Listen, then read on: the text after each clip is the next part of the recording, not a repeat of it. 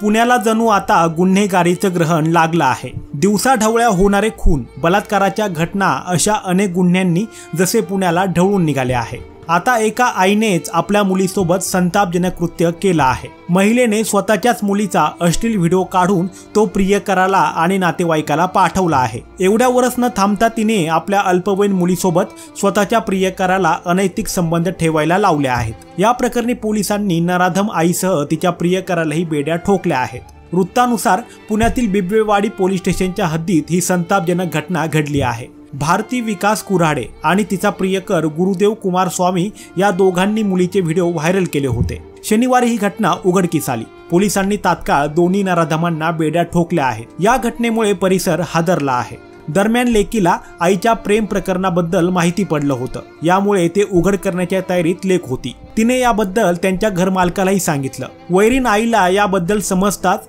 तिने लेकीचे नको त्या अवस्थेत व्हिडिओ काढले। पुढे तिने ते व्हिडिओ प्रियकरासह आपल्या नातेवाईकांनाही पाठवले। नंतर तिने प्रियकराला लेकीशी अनैतिक संबंध ठेवण्यासही सांगितलं। व्हिडिओ व्हायरल करताच दोघेही नराधम पसार झाले होते। बिबवेवाडी पोलिसांनी शनिवारी दोन्ही नराधमांना अटक केली आहे।